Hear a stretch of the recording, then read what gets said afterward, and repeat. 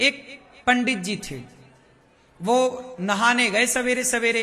पहले तालाबों में नहाते थे लोग, उनके यहां तालाब था। तभी वहीं पर तालाब में एक धोबी था, कपड़े धुल रहा था। राजा का धोबी है, तो राजा का धोबी तो थोड़ा रहेगा ना घमंड, भाई मैं राजा का, प्रधानमंत्री का ड्राइवर प्रधानमंत्री से ज्यादा घमंड में रहता है, मैं प्रधानमंत्री का ड्राइवर हूं भाई। गुरु तो गुड़ चेला शक्कर हो गया। हाँ, गुरु तो गुड़ रहा, चेला शक्कर हो गया। ऐसे ही है। धोबी भाई साहब धुल रहे थे कपड़ा, पंडित जी आए। पंडित जी बड़े भक्त थे, भगवान के उपासक थे। आए, रोज नहाने आते थे, आज भी नहाने आए। अच्छा, उनका नियम था नहाने के बाद सूर्य भगवान को, पहले के लोग नदियों में जाए ना तो नदियों में ही जल चढ़ा देते थे, तालाब में जाए तो तालाब में ही सूर्य भगवान की तरफ मुंह करके सूर्याय नमः आदित्याय नमः भौमाय। जब पंडित जी जल चढ़ाने लगे तो धोबी ने कपड़ों को जोर जोर से पीटना स्टार्ट किया। तो जो कपड़ों का गंदा छीटा जल था, छीट नहीं पड़ते, कपड़ों का निकलता है, वो गंदा पानी पंडित जी की अंजलि में जाके गिरा, हाथ में, और उसी से वो सूर्य भगवान को अर्घ दे रहे हैं। तो सूर्य अर्घ में उस जल में वो कपड़ों का धौमन गिर रहा था, गंदा पानी। जबकि धोबी को चाहिए ये था कि जब कोई जल चढ़ा रहा है तो जरा 1 मिनट के लिए भैया रोक लो कि जल पूरा हो जाए। पंडित जी तो जल चढ़ाते रहे, पंडित जी भी ना रुके, वो अपना जल चढ़ाते रहे, सूर्याय नमः आदित्य, पानी गंदा पड़ता रहा। ये दृश्य भगवान ने देखा। भगवान नारायण लेटे लेटे देख रहे हैं, अरे बड़ा गलत कर रहा। सुदर्शन को आदेश दिया, सुदर्शन जाओ जाओ धोबी का सिर काट के लाओ। सुदर्शन चले धोबी का सिर काटने। जब तक सुदर्शन भगवान पहुंचे तब तक पंडित जी की पूजा हो गई पूरी, और जो पूजा पूरी हुई पंडित जी ने बोला, क्यों रे नालायक, मैं पूजा कर रहा था, तुझे दिखाई नहीं पड़ रहा? 2 मिनट रुक नहीं सकता? गंदा पानी डाल रहा। अब पंडित जी जो लड़ाई शुरू की है। धोबी बोला, मैं कम हूं क्या, मैं क्यों काम रोकूं? तुम दूर नहीं जा सकते उस वाले घाट में, तुम्हें भी यहीं आना था। अब सुदर्शन भगवान को आदेश क्या मिला था? भगवान ने क्या बोला? सुदर्शन से जाओ धोबी का सिर काट के आओ। अब सुदर्शन जी आए तो वहां तो लड़ाई चल रही थी पंडित जी में और धोबी में। सुदर्शन घबराए कि भगवान ने कहा है कि धोबी का सिर काटना है, इन दोनों में धोबी कौन है ये कंफर्म नहीं हो रहा। सुदर्शन वापस चले गए। भगवान ने पूछा, हो गया सिर काटने का काम? अरे प्रभु ये तो बताओ कि उन दोनों में धोबी कौन है? धोबी तुम्हें नहीं पता? अरे बोले दोनों वो लड़ रहे थे। अब दोनों जब लड़ रहे, दोनों का स्वभाव एक सा है तो कैसे पहचाना जाए? आप भी तो धोबी की तरह हो गए। यदि धोबी गलत था तो पंडित जी आप भी तो उससे लड़के उसकी तरह हो गए। अब उसमें और आप में अंतर क्या रहा? तो सुदर्शन भगवान बोले, वहां तो 2 धोबी हैं, किसे काटना है बताओ? सुदर्शन भगवान से भगवान ने कहा, तुम वापस आप किसी को मत काटो। क्या मतलब हुआ इसका? क्या सीखा आपने इस कथा से? जब जवाब आप स्वयं देते हैं तो भगवान चुप हो जाते हैं कि जवाब तो आपने दे दिया। पंडित जी ने जवाब ना दिया होता उस धोबी को तो भगवान जवाब देते कि नहीं? इसलिए कोई आपको गाली दे, आपको अपमानित करे, आप तो सॉरी कान पकड़ लो भैया, आप सही हम गलत। आप जब आप जवाब नहीं देते तो ईश्वर जवाब देते हैं, और आप जवाब दे देते हैं तो भगवान ठंडे पड़ जाते, भैया तुम ही निपटो सुलझो, फिर हमें काहे, तुम कर लो। जब तुझसे ना सुलझे तेरे उलझे हुए धंधे, तब भगवान के इंसाफ पे छोड़ दे ए बंदे, वही तेरी मुश्किल आसान करेगा, जो तू ना कर सका वो भगवान करेगा। जो आपसे नहीं होता ना वही भगवान करते हैं। इसलिए जवाब मत दो। क्यों मेरी मां? जवाब ना देना चाहिए। मैं केवल सुना नहीं रहा हूं कथाएं, मैं इन सब पे अमल भी करता हूं, इसलिए तुरंत एक वीडियो बना के डाल देता हूं। सॉरी शक्तिमान, कोई भी बात हुई, हाँ, क्षमा बहुत बड़ा हथियार है ये क्षमा। जो तलवार नहीं काट सकती ना, वो क्षमा की तलवार काट देती है। क्यों जी, बात सही है। दुशासन ने द्रौपदी से क्षमा मांग ली होती, दुर्योधन ने द्रौपदी से क्षमा मांग ली होती कि मैंने तेरे कपड़े उतारे द्रौपदी, गलती हो गई, क्षमा। एक क्षमा मांग ली होती दुर्योधन ने, तो क्या महाभारत होता? बच जाते ना लाखों लोग कटने से।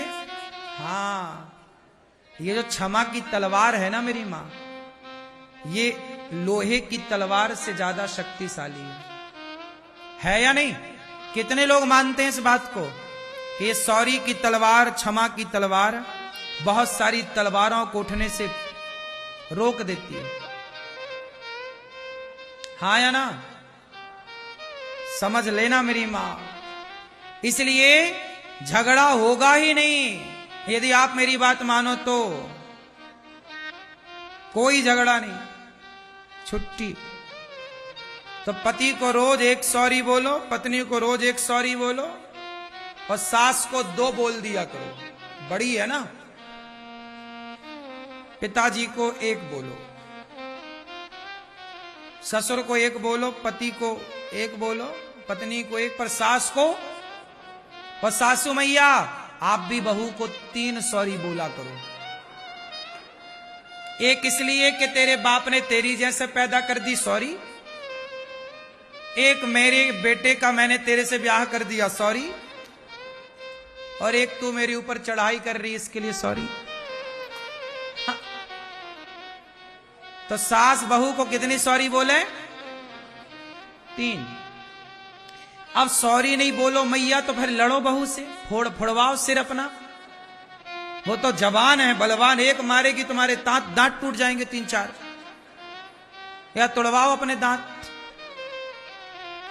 बहू से नहीं लड़ना चाहिए, बहू बलवान है, अभी उसका समय है। अभी बहू का क्या है? जवानी है, समय है, रुतबा है। जब ये खुद बूढ़ी होगी तब अक्कल आएगी इसे। जवानी अंधी होती है, मैंने सुना है। ये बात सही है कि गलत है? क्या होती है जवानी? क्या होती है? क्यों भैया, जवानी क्या होती है? हाँ, इसलिए अंधी जवानी में उन्हें दिखता ही नहीं कि मां भगवान होती है, पिता भगवान होता है। काश वो आंखों की पट्टी हटती तो माता पिता में भगवान नजर आते, फिर भला कोई जवान बच्चा, बहू या बेटा अपने बूढ़े माँ बाप का सम्मान क्यों ना करता, अपमान क्यों करता? अंधा है इसलिए तो बाप में भगवान नजर नहीं आया। जवानी है ना साहब, खून गर्म है, अंधी है। इसलिए सास को कहती है बुढ़िया ज्यादा बोल मत, क्योंकि ये बहू नहीं बोल रही है, ये उसका समय बोल रहा है। लेकिन समय अर्जुन का था कि वो महाभारत जीत गए, लेकिन वही अर्जुन का जब समय बिगड़ा तो जंगल के भीलों से हार गए थे। बोलो हाँ, अर्जुन किसको हराए? महाभारत में सबको हराए। अर्जुन बड़े धनुर्धर हैं, बोलो हाँ, लेकिन वो बड़े धनुर्धर अर्जुन, महाभारत को जीतने वाले अर्जुन, जब समय बिगड़ा तो जंगल के भीलों से हारे थे कि नहीं? जब द्वारिका से भगवान कृष्ण की पत्नियों को लेकर आ रहे थे तो रास्ते में जंगल के भील मिल गए और युद्ध हुआ, हार गए, टिक ना पाए अर्जुन, भागना पड़ा, छीन ली भगवान की पत्नियों को। हाँ, अर्जुन का अभिमान मिटाने के लिए भगवान ही कोल भील बन के आए थे, ताकि घमंड में अर्जुन ना रहे। हम जीते हैं इसका मतलब हम नहीं जीते भाई, समय ने जिताया है। और हम हारे हैं तो हम नहीं हारे। आप कुछ भी नहीं हैं, आप कुछ भी नहीं हैं, समय आपको सब कुछ बनाता है। समय अच्छा है तो लोग आपके पांव धोते हैं, पांव पे गिरते हैं, और समय बिगड़ जाए तो लोग लात मारते हैं। क्यों? आपका समय अच्छा है तो लोग आपकी तारीफ करते हैं। आप में कोई अवगुण है भी तो लोग उस अवगुण को नहीं देखते, क्योंकि आपका समय है। और जब समय बिगड़ता है तो लोग अच्छाई नहीं देखते, फिर केवल हाँ समय समय पर होता है, समय समय की बात। राम जन्म का दिन बड़ा, कृष्ण जन्म की रात। ये बहुओं का जो टाइम चल रहा है ना, सास पे अत्याचार कुछ बहुएं कर रही हैं, ये इनका टाइम चल रहा है। इसलिए सासू माँ रही मन चुप हो बैठिए, सासू माँ तुम चुपचाप बैठो, रही मन चुप हो बैठिए, देख दिनन के फेर। सब तो लिखा तुम्हारे ऋषि मुनियों ने। जब समय अनुकूल ना हो तो चुपचाप होके दुबक के बैठ जाओ। बहू बोलती रह, तेरा टाइम है रे बोल, तेरी आएगी तब तुझे, तब तक के लिए मैं चुप हूं। तालाब खाली होता है ना तो मछलियों को चींटियां खा जाती हैं। तालाब खाली होता है तो मछलियों को, अभी चींटियों का समय है। और समय किसका? गर्मी है, चींटियों के दिन चल रहे हैं। गर्मी में हर जगह चींटी मछलियों को खा गई, तालाब सूखा। जब बारिश आएगी, तालाब भरेगा, तो चींटी महारानी कहां भागोगी? मछली पुक पुक कैसे करके खाएगी। कभी चींटियों का समय होता है तो मछलियों को खा जाती हैं, जब समय मछलियों का आता है तो मछलियां चींटियों को खा जाती हैं। यही प्रकृति है। समय आपका होता है, आप किसी को निगल जाते हो, जब समय उसका होता है वो आपको निगल जाता है। वही है, बड़ी मछली छोटी मछली को गप्प कर लेती है, हाँ या ना? आज बहू का समय बढ़िया चल रहा है, पति उसके कब्जे में है, तुम बूढ़ी हो गई हो। और लेकिन बूढ़ी बूढ़ी अम्मा भी कम नहीं रखती। हाँ मैं बूढ़ी हुई तो क्या हुआ, हाँ, ये भी डराए रहती है बहुओं को। हाँ कई बहुएं तो पानी मांगने लगती हैं सास के सामने। सासें भी बहुत बोलती हैं, लेकिन खाए बिना रह जाएंगी, एकादशी कर लेंगी, पर बोले बिना नहीं।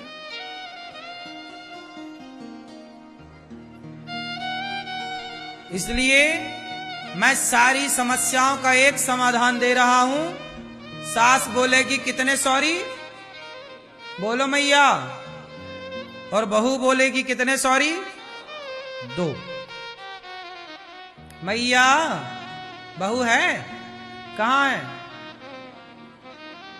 3 सॉरी बोलना, ये प्रपंच बिल्कुल ना पालना, कुछ ना बोलना, सॉरी बस, बहू सॉरी सॉरी सॉरी, गिन के 1 सॉरी 2 सॉरी 3 सॉरी। ये बहू तू संभाल अपना सॉरी। ये प्रपंच तुम यहीं बोल रही हो, बहू के सामने कितना बोलती होगी। चुप रहो बस, कुछ भी ना बोलो। कुछ भी ना बोलने के बड़े फायदे हैं। बात सही है। महाभारत का युद्ध हुआ ही इसलिए सॉरी नहीं बोला गया किसी की तरफ से। पांडवों की तरफ से तो संकेत भेजा गया, भगवान शांति का प्रस्ताव, भैया लड़ाई ना हो, शांति से बात बन जाए। कहां माना शांति की बात? दुर्योधन ने बोला सुई की नोक बराबर नहीं दूंगा। काहे नहीं देगा भैया, तेरे बाप का राज चलेगा क्या? बाप का राज चलाया, नाश हो गया। हाँ, ज्यादा होशियार बनना भी मूर्खता है।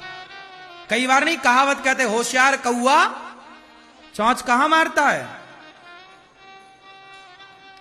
गंदगी में, मलमूत्र में। होशियार कौआ, ऐसे ज्यादा होशियारी नहीं, ज्यादा होशियारी महंगी पड़ जाएगी। फिर भगवान श्री कृष्ण अर्जुन का साथ देते हैं और महाभारत के युद्ध में 100 कौरव का नाश। कितने कौरवों का? एक भी जिंदा नहीं बचा। अब धृतराष्ट्र रो रहे हैं, क्या करूं, मेरे बच्चे कहां चले गए? कहां चले गए? तुम्हारे सामने थे तब तो तुम्हारे बच्चे महिला के कपड़े उतार रहे थे, तब तुम्हें बड़ा मजा आ रहा था। हाँ दुर्योधन ठीक कर रहा, ठीक कर रहा। दुशासन ठीक कर रहा है, ठीक। अब मजा आया। पाप करने में बड़ा मजा आता है, लेकिन जब उसका दंड मिलता है ना, इसलिए कहता हूं पाप से बचो। किससे बचो? पाप से। धृतराष्ट्र गांधारी रो रहे हैं, बेटा बच्चे चले गए 100, और आरोप गांधारी माँ ने किस पे लगाया? कन्हैया आप चाहते तो बच जाते, चाहे तो थे, आए तो थे, शांति दूत बनकर तुम्हारी औलाद सुनी कहां? तब तुम क्यों नहीं आई माता के बेटा मान ले कृष्ण की बात? तब माता नहीं आई, पर दुर्योधन के लिए पट्टी हटाने को तैयार हो गई माता गांधारी। कल आ जाना, मैं तुझे कपड़े उतार के आना, तुझे निर्वस्त्र देखूंगी, मेरी आंख दृष्टि जहां जहां पड़ेगी तेरा शरीर वज्र का हो जाएगा। पट्टी उतारी तो थी गांधारी माता ने, किसके लिए? दुर्योधन को बचाने के लिए, द्रौपदी को बचाने के लिए नहीं उतरी माता की पट्टी। हाँ, परिणाम देर से आएगा, परिणाम पर आएगा।